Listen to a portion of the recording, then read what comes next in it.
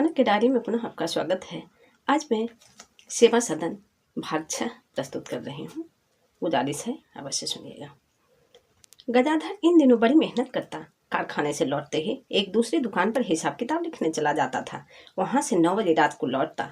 इस काम के लिए उसे 5 रुपये और मिलते थे, पर उसे अपनी आर्थिक दशा में कोई अंतर न दिखाई देता था। उसकी सारी कमाई खाने पीने में उड़ जाती थी। उसका संचयशील हृदय इस खापी बराबर दशा से बहुत दुखी रहता था। उस पर सुमन उसके सामने अपने फूटे कर्म का रोना रो रो कर उसे और भी हताश कर देती थी। उसे स्पष्ट दिखाई देता था कि सुमन का हृदय मेरी ओर से शिथिल होता जाता है। उसे यह न मालूम था कि सुमन उसके रसपूर्ण बातों से मिठाई के दोनों को अधिक आनंदप्रद समझती है। अतएव वह अपने प्रेम और परिश्रम से फल न पाकर उसे अपने शासनाधिकार से प्राप्त करने की चेष्टा करने लगा। इस प्रकार रस्सी में दोनों ओर से तनाव होने लगा।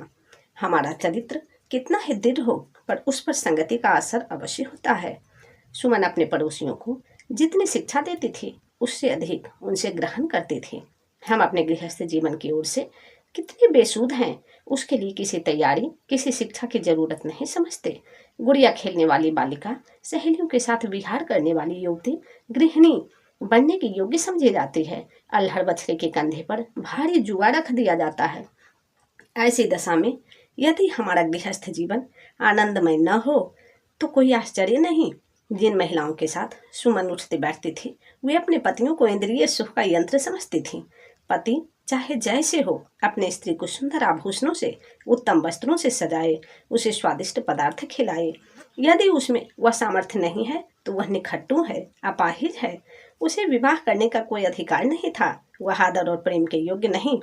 सुमन ने भी यही शिक्षा प्राप्त की, और गजाधर प्रसाद जब कभी उसके किसी काम से नाराज होते तो उन्हें पुरुषों के कर्तव्य पर एक लंबा उपदेश सुनना पड़ता था। उस मोहल्ले में रसिक युवकों तथा शोहदों की भी कमी न थी। स्कूल से आते हुए युवक सुमन के द्वार की ओर टकटकी लगाते हुए चले जाते। शोहदे उधर से निकलते तो राधा और कान्हा के गीत गाने लगते। सुमन कोई काम भी करती हो, पर उन्हें चिक की आड़ से एक झलक दिखा देती। उसके चंचल हृदय को इस ताक झांक में असीम आनंद प्राप्त होता था।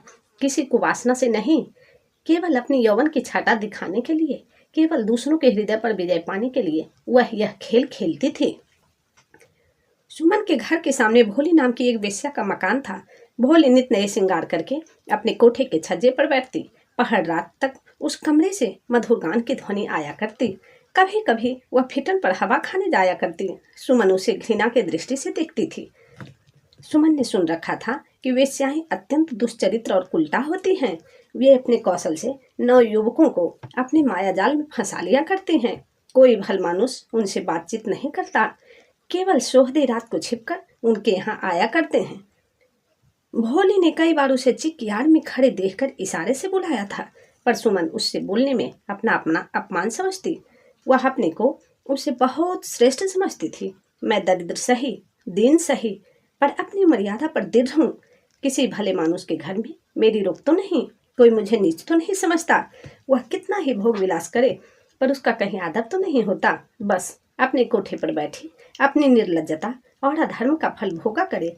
लेकिन सुमन को शीघ्र ही मालूम हुआ कि मैं इसे जितना नीच समझती हूँ, उससे वह कहीं ऊंची है। आषाढ़ के दिन थे। गर्मी के मारे सुमन का दम फूल रहा था। संध्या को उससे किसी तरह न रहा गया। उसने चीख उठा दी और द्वार पर बैठी पंखा झल रही थी। देखती क्या है कि भोली बाई के दरवाजे पर किसी उत्सव की तैयारियां हो रही हैं। भेजती पानी का छिड़काव कर रहे थे। आंगन में एक सामियाना ताना जा रहा था। उसे सजाने के लिए बहुत से फूल पत्ते रखे हुए थे। शीशे के सामान ठेलों पर लदे चले आते थे। फर्श बिछाया जा रहा था। 20 आदमी इधर से उधर दौड़ते फिरते थे। इतने में भोली की निगाह उस घर पर गई। सुमन के करीब आकर बोली, आज मेरे यहाँ मौलूद है, देखना चाहो तो पर्दा करा दूं। सुमन ने बेपरवाही से कहा, मैं यहीं बैठे बैठे देख लूंगी। भोली, देख तो लोगी पर सुन न सकोगी, हर्ज क्या है, ऊपर पर्दा करा दूं। सुमन, मुझे सुनने की उतनी इच्छा नहीं है।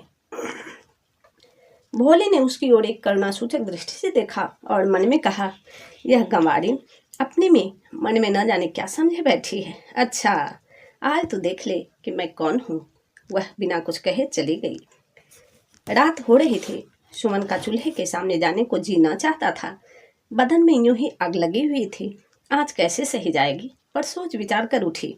चूल्हा जलाया, खिचड़ी डाली और फिर आकर वहां तमाशा देखने लगी। 8 बजते बजते सामियाना गैस के प्रकाश से जगमगा उठा। फूल पत्तों की सजावट उसकी शोभा को और भी बढ़ा रहा था। चारों ओर से दर्शक आने लगे थे।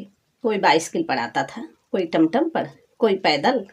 थोड़ी देर में 2-3 फिटने भी आ पहुंची और उनमें से कई बाबू लोग उतर पड़े। 1 घंटे में सारा आंगन भर गया।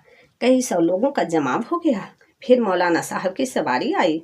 उनके चेहरे से प्रतिभा झलक रही थी। वह सजे हुए सिंहासन पर मसनद लगाकर बैठ गए और मौलूद होने लगा। कई आदमी मेहमानों का स्वागत सत्कार कर रहे थे। कोई गुलाब छिड़क रहा था, कोई खसदान पेश करता था। सभी पुरुषों का ऐसा समूह सुमन ने कभी न देखा था। 9 बजे गजाधर प्रसाद आए। सुमन ने उन्हें भोजन कराया। भोजन करा के गजाधर भी जाकर उसी मंडली में बैठे। सुमन को तो खाने की भी सुध न रही। 12 बजे रात तक वो वहीं बैठी रही, यहाँ तक कि मौलूद समाप्त हो गया।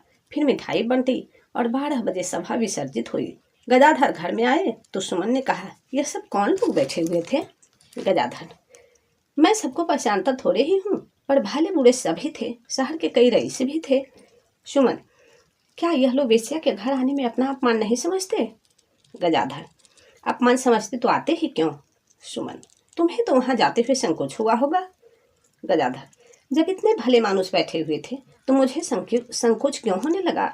वो सेठ से भी आए हुए थे, जिनके यहाँ मैं शाम को काम करने जाया करता हूँ। सुमन ने विचारपूर्ण भाव से कहा, मैं समझती थी कि वेश्याओं को लोग बड़ी घृणा की दृष्टि से देखते हैं। गजाधर, हाँ, ऐसे आदमी भी हैं, गिने गिनाए, पर अंग्रेजी शिक्षा ने लोगों को उदार बना दिया है। वेश्याओं का अब उतना तिरस्कार नहीं किया जाता। फिर भोली बाई का शहर में बड़ा मान है। आकाश में बादल छा रहे थे, हवा बंद थी, एक पत्ती भी न हिलती थी। गजाधर प्रसाद दिन भर के थके हुए थे। चारपाई पर जाते ही निद्रा में निमग्न हो गए, पर सुमन को बहुत देर तक नींद न आई। दूसरे दिन संध्या को जब फिर चेक उठाकर बैठे तो उसने भोली को छज्जे पर बैठे देखा। उसने बरामदे में निकलकर भोली से कहा, रात तो आपके यहाँ बड़ी धूम थी। भोली समझ गई कि मेरी जीत हुई। मुस्कुराकर बोली, तुम्हारे लिए सिरिनी भेज दूं? हलवाई की बनाई हुई है, ब्राह्मण लाया है। सुमन ने संकोच से कहा, भेजवा देना। तो भी आप सेवा सदन भाग 6 सुन रहे थे कनक भारती के स्वर में। धन्यवाद।